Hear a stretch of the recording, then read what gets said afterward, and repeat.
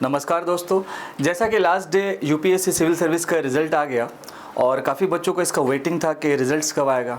हालांकि मैंने 2-3 वीडियो बनाया और कुछ बिल्कुल अपडेटेड वीडियो बनाया कि सीएटी पे इसका जो है केस फाइलिंग हुआ है, उसके बाद हियरिंग होगा। और जैसा कि यूपीएससी में आप कभी भी प्रेडिक्शंस नहीं कर सकते कब वो क्या कर सकता है, तो आप देख सकते हैं दोस्तों कि 12 जून का वो डेडलाइन था सिविल सर्विस प्रीलिम्स एग्जामिनेशन का। रिजल्ट्स आउट हुआ और फाइनली दोस्तों क्या हुआ कि लगभग 14,624 जो कैंडिडेट्स हैं इनका कंप्लीट जो है सिलेक्शन हुआ है मेंस एग्जामिनेशंस के लिए।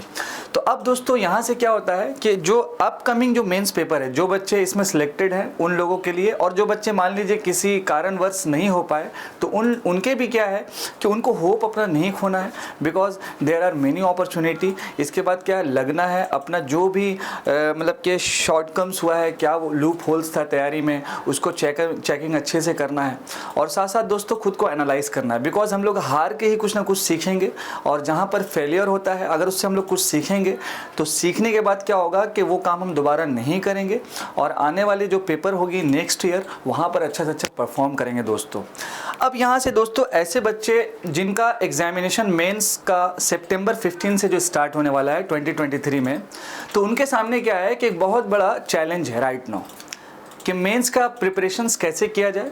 और ऑब्वियसली आपको पता है दोस्तों कि यूपीएससी की जो जर्नी शुरुआत होती है तो फ्रॉम स्क्रैच यानी कि डे 1 से क्या होता है कि आपका मेंस का आंसर राइटिंग थोड़ा बहुत करना जो है शुरुआत हो जाता है। जो मतलब कि जैसे होता क्या है कि हमारे देश में जो सरकारी नौकरी है मान के चलें आप 1% है। अब हमको उस 1% में अगर आना है तो एक प्रॉपर प्लान एंड स्ट्रैटेजी बनाना काफ़ी महत्वपूर्ण है, काफ़ी इंपॉर्टेंट है दोस्तों। सो अब अपकमिंग जो 15 सितंबर को मेंस पेपर होने वाला है यूपीएससी का, तो 13 जून से लेकर के आपका मान के चलिए 15 सितंबर के बीच में जो भी टाइमिंग है इस बीच में, तो क्या वो रणनीति होना चाहिए, क्या वो प्लान होना चाहिए, क्या वो अप्रोच होना चाहिए अपने मेंस के एग्जामिनेशन को अच्छे से कवर करने का, क्वालिफाई करने का।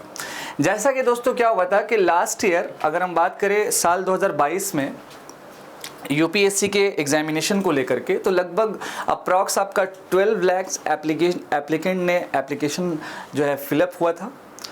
और उसके रिगार्डिंग इस बार का अगर हम बात करें साल 2023 में, तो 13 लाख बच्चे लोग मतलब के फिलअप किए थे एप्लीकेशन। और लगभग मान के देखिए चलिए कि प्रीलिम्स के बाद जैसे ही मेंस का रिजल्ट आया आपका, तो 14,624 बच्चों का जो है सिलेक्शन हुआ मेंस के लिए।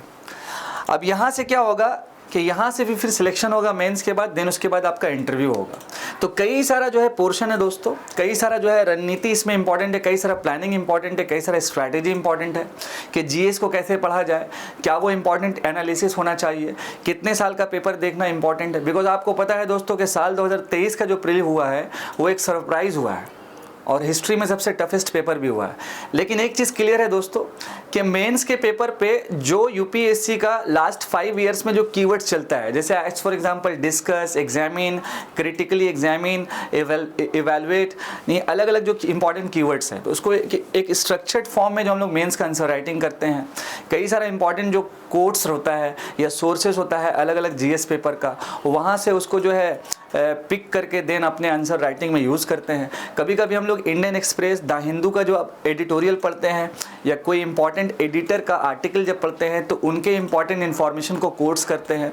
तो अब क्या होता है दोस्तों कि यहाँ से आपका रणनीति काफ़ी बेहतरीन होना चाहिए। बिकॉज इस बार देखिए क्या है कि पोस्ट ज़्यादा है, आपका वैकेंसीज जो है ज़्यादा है, पोस्ट सेम है, वैकेंसीज ज़्यादा है।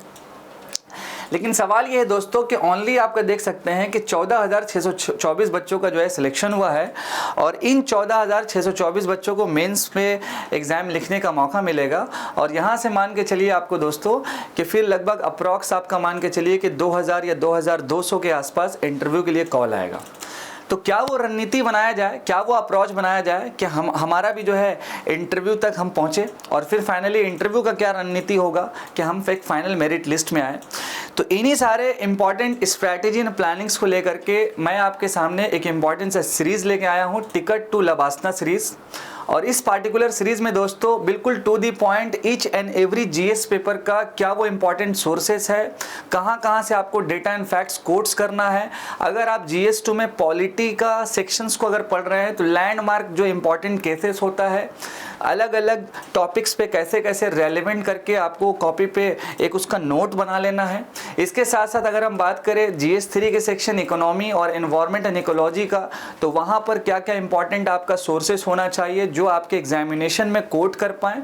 और स्पेशली दोस्तों ARC का जो सेकंड इंपॉर्टेंट रिपोर्ट्स है उसको कैसे पढ़ा जाए, उसका रिकमेंडेशंस काफ़ी इंपॉर्टेंट होता है, वहाँ से कैसे इंपॉर्टेंट चीज़ों को पिक किया जाए और अपने आंसर राइटिंग में हेल्प किया जाए। इसके साथ साथ दोस्तों लिखने से ज़्यादा डायग्राम, चार्ट, देन इसके बाद आपका डेटा, इंपॉर्टेंट फैक्ट्स कैसे याद किया जाए, कैसे उसको पिक किया जाए, कैसे उसको आंसर राइटिंग में यूज़ किया जाए। तो इन सारे स्ट्रैटेजी को बिल्कुल बेहतरीन तरीके से टू दी पॉइंट हमारे इस सीरीज़ में कंप्लीट बेसिस पे चलेगा दोस्तों। यानी कि जो मेहनत आपको अब करना है वो ओनली आपको आंसर राइटिंग में करना और डेली बेसिस पे करना है। उसका एक अप्रोच, क्या वो रणनीति होगा, उसका एक अप्रोच, यानी ये कंप्लीट हमारा सीरीज चलेगा दोस्तों। और आज से उस सीरीज का जो है शुरुआत है। आज के हमारे सेशन में जो सबसे इंपॉर्टेंट डिस्कशन है, एक तो अपना स्ट्रैटेजी, और इसके साथ साथ दोस्तों ऐसे बच्चे जो फ्रेशर हैं जिनको शायद ये नहीं पता होगा कि डैफ क्या होता है, डैफ, और ऐसे बच्चे जो एक्सपीरियंसड है तो उनको तो मालूम ही होगा, और जो फ्रेशर है तो वो भी मतलब कि इस पूरे पार्टिकुलर जर्नी में समझ ही गए होंगे कि डैफ that is called detail application form. और होता क्या है दोस्तों कि प्री क्वालिफाई करने के बाद डैफ 1 और डैफ 2, डैफ 1 जो होता है वो आपके मेंस में वंस अगेन जो है यूपीएससी के पोर्टल पे जाकर के आपको अपना इंफॉर्मेशन देना होता है। Under DAF 1 there are 6 important modules जिसमें आपको पर्सनल इंफॉर्मेशन, इसके साथ साथ आपका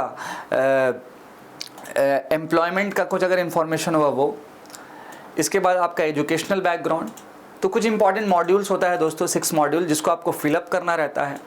और जैसे ही डैफ 1 आपका फिलअप हो जाता है तो उसमें भी आपको एक ऑप्शन दिया जाता है कि एग्ज़ाम का सेंटर आप मेंस के लिए कहाँ पे चूज़ कीजिएगा ओवरऑल। तो डैफ 1 में नॉर्मल क्या है दोस्तों कि आपका टोटली एक पर्सनल इन्फॉर्मेशन रहेगा जिसमें आपका एजुकेशन, जिसमें आपका एम्प्लॉयमेंट, जिसमें आपका खुद का डिटेल, नेम, रोल नंबर, जो भी रजिस्ट्रेशन नंबर आपका है, ये सारा कुछ आपका 10th 12th का जो भी आपका डिटेल है वो रहेगा। फिर आपके फादर, आपके मदर, इन सारा का जो कंप्लीट इन्फॉर्मेशन रहेगा दोस्तों, और इनफैक्ट डेट ऑफ बर्थ तो ऑब्वियसली रहेगा ही रहेगा। अब आते हैं कि एक्चुअल में डैफ 2 होता क्या है, डिटेल एप्लीकेशन फॉर्म। जैसे ही दोस्तों अगर आप मेंस क्वालिफाई करेंगे तो होगा क्या कि फिर आपको वंस अगेन इंटरव्यू में मतलब कि मौका मिलेगा इंटरव्यू देने का। तो मेंस के इंटरव्यू जाने तक जैसे ही क्वालिफाई करते हैं तो फिर आपको डैफ 2 भरना होता है, डिटेल एप्लीकेशन फॉर्म 2। और इस डैफ 2 में नॉर्मल क्या होता है, फिर आपको सर्विस का प्रेफरेंस देना होता है, IAS, IFS, IPS, और उसके बाद जितनी भी ग्रुप ए सर्विसेज पोस्ट है, IRS, IT, custom, then Indian defence account service, Indian railway account service, there are different allied services which is under group A gazetted post. फिर इसके बाद आपका डैनिक्स, डैनेप्स, ये सारा कुछ पोर्शन है जो ग्रुप बी का पोस्ट होता है। सो ओवरऑल सर्विस का प्रेफरेंसेस, देन इसके बाद जो कैडर एलोकेशन पॉलिसी जो चेंजेस हुआ था 2017 से, आप लोगों को पता होगा। तो उस कैडर एलोकेशन पॉलिसी में क्या वो कैडर होगा, क्या वो जोन होगा, ये फिलअप करना रहता है। सर्विस का प्रेफरेंस फिलअप करना रहता है, ये आपके डैफ 2 में। और कहीं ना कहीं दोस्तों आपका जो डैफ 1 है जो अभी आपको फिलअप करना है, यूपीएससी के साइट से फिलअप करना है, और इसका 200 रुपये का चालान होता है, ये भी रिमेंबर रखिएगा। 200 रुपये का जो चालान होता है अगर आप ऑनलाइन कर रहे हैं तो वो आपका ऑनलाइन है स्टेट बैंक ऑफ इंडिया, और अगर मान लीजिए आप ऑफलाइन करना चाह रहे हैं तो स्टेट बैंक ऑफ इंडिया का चालान जनरेट होता है, उसको आप किसी भी बैंक ब्रांच से जाके कर सकते हैं डैफ 1 में। डैफ 2 में नॉर्मल उन बच्चों को करना होगा जो मेंस क्वालिफाई करके इंटरव्यू देने जाएंगे, और उसमें क्या क्या करना है वो मेरे इस सीरीज़ में कंप्लीट रहेगा कि सर्विस प्रेफरेंस कैसे दिया जाए, कैडर एलोकेशन पॉलिसीज़ होता क्या है। इसके साथ साथ दोस्तों आपका कि IAS, IPS, IFS ये टॉप ऑल इंडिया लेवल पे जो आपका सर्विसेज है, इसके रिगार्डिंग भी कई सारी अलाइड सर्विसेज है, तो किसको पहले रखना है, किसको बाद में रखना है, जोन्स कैसे डिसाइड किया जाए। अगर कोई नॉर्थ इंडिया से हो तो उनका जोन्स क्या होना चाहिए, अगर कोई साउथ इंडिया से है तो उनका कैसे सिलेक्शन होना चाहिए, ये सारा चीज़ इस पर डिस्कस होगा दोस्तों। लेकिन फर्स्ट ऑफ ऑल अभी जो रणनीति इंपॉर्टेंट है दोस्तों वो है आपका कि मेंस जो 15 सितंबर से होगा वहाँ पर आपका क्या स्ट्रैटेजी होना चाहिए। फ्रॉम GS1 टू GS4 ऐसे राइटिंग, देन आपका इसके साथ साथ लैंग्वेज पेपर और स्पेशली दोस्तों ऑप्शनल पेपर। ऑप्शनल पेपर में क्या होता है दोस्तों, बहुत सारा वेरिएशन होता है।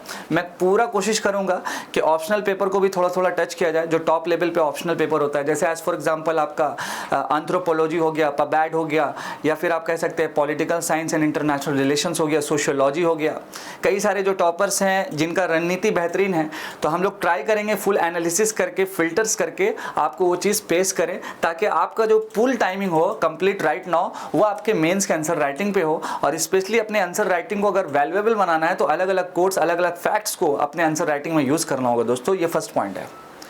सो ओवरऑल दोस्तों इस बार का जो मेंस है आपका लास्ट 5 ईयर क्वेश्चन आपको एनालाइज करना है, तो उसका भी चाप नहीं लेना है, टेंशन नहीं लेना है, उसका भी जो है हम लोग बेहतरीन तरीके से करेंगे। उसको थीम बेस्ड पढ़ेंगे, थीम भी बहुत इंपॉर्टेंट होता है। आपको पता है दोस्तों इस बार जो प्रीलिम्स का पेपर हुआ है, तो मान के आप चलिए कि इस बार के प्रीलिम्स के एग्जामिनेशन में जितना भी एलिमिनेशन मेथड है, जितना भी तुक्काबाजी है, जितना भी कुछ भी है, कुछ काम नहीं आया। लेकिन मेंस में आप जो काम आने वाला है दोस्तों वो है आपका आंसर राइटिंग का स्किल, और वो वही कर सकता है जो रेगुलर बेसिस पे प्रैक्टिस करेगा दोस्तों। आप भी समझ सकते हैं दोस्तों कि एग्जाम का प्रेशर एक अलग होता है, और आपको एक दिन में 2 GS पेपर लिखना होता है, 9 से 12 और 2 से 5 के बीच में, और इस 3 घंटा के टाइमिंग में 20 क्वेश्चन है दोस्तों, 10 मार्क्स और 15 मार्क्स का, दैट मीन्स कि 150 एंड 250 वर्ड्स। तो कैसे कीवर्ड्स रेडी करें, एक एक सिलेबस का टॉपिक्स को कैसे रेडी करें, किस तरह से मॉडल क्वेश्चंस का मॉडल आंसर्स रेडी करके रखे, एक एक टॉपिक्स को कैसे रेलेवेंट बनाए, ये सारा कुछ इसी सीरीज में डिस्कस होगा दोस्तों। और trust me which is very very helpful for your mains examination जो अपकमिंग होने वाला है इन सितंबर 2023। और इसमें कोई चीज़ नहीं छोड़ा जाएगा।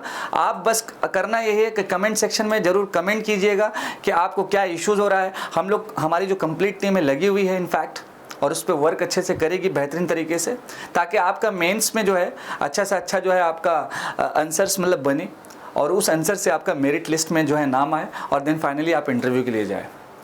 तो फर्स्ट ऑफ ऑल दोस्तों आप देख सकते हैं ये हमारा जो UPSC का जो मतलब कि पोर्टल है, इस पर कुछ ही दिन में मतलब कि आपका डैफ का जो है मैटर वो आ जाएगा, तो आप लोग जल्द से जल्द इसको फिलअप कर दीजिएगा।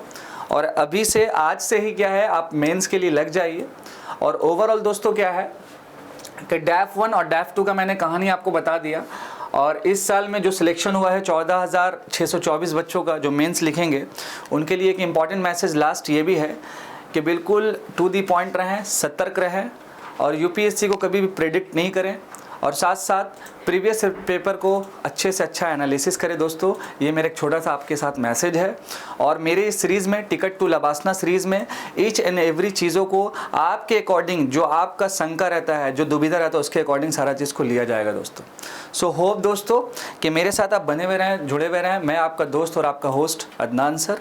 ज़्यादा टेंशन नहीं लेना है, कब कौन सा फैक्ट्स किस GS पेपर में जाएगा, कौन सा कमिटीज़ इंपॉर्टेंट है। जैसे एज़ फॉर एग्जांपल मान लीजिए GS2 है आपका, और उसमें एक आपका मान लीजिए आ जाता है इंटरनेट के रिगार्डिंग कुछ इंपॉर्टेंट मान लीजिए क्वेश्चन आता है, तो वहाँ पर कौन सा लैंडमार्क जजमेंट जो है आपको कोट्स किया जाए। तो आपको याद होगा फातिमा शिरीन का एक केस हुआ था केरला में, तो वो आप कोट कर सकते हैं।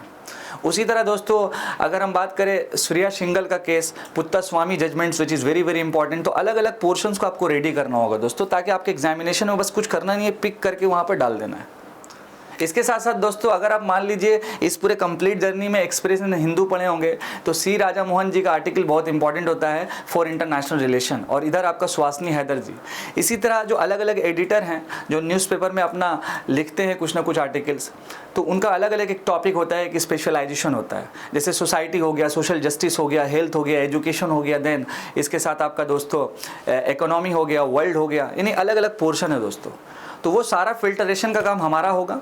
हम लोग क्वेश्चंस भी लाएंगे, मॉडल क्वेश्चन, उसके साथ साथ एक स्ट्रक्चर डिस्कस भी करेंगे कि इंट्रो कैसे किया जाए, बॉडी कैसे आ जाए, फिर कंक्लूड कैसे किया जाए, चार्ट एंड डायग्राम कैसे यूज किया जाए, GS1 से लेके GS4 एथिक्स तक, और इसके साथ साथ दोस्तों ऐसे पेपर तक, और last but not the list optional का भी पूरा ट्राई करेंगे दोस्तों, जो जो पॉपुलर ऑप्शनल है। आई होप कि हमारा सीरीज़ एंड सेशन आपको समझ में आया होगा। तो आप प्लीज़ अपडेटेड रहें, हमारे साथ बने रहें, जुड़े रहें। और स्पेशली दोस्तों डैफ 1 का फॉर्म जैसे ही लिंक आता है आप जल्द से जल्द उसको फिलअप कर दें। और उसके साथ साथ मैंने इन दोनों में डिफरेंस भी आपको बता दिया। और फर्स्ट ऑफ ऑल दोस्तों ऐसे बच्चे जो सिलेक्ट हुए हैं, जिसका मेंस है, उनके लिए कॉन्ग्रेचुलेशन। और ऐसे बच्चे जिनका नहीं हुआ है तो वो निराश नहीं होना है, बिकॉज एक चीज़ रिमेंबर रखना है कि हर फेलियर के बाद अगर आप उससे कुछ सीखते हैं तो वहीं से ही आपका कामयाबी है। और कहीं ना कहीं दोस्तों, इंसान जो है अगर किसी जंग में जाता है तो यूपीएससी भी जो है एक जंग से कम नहीं है।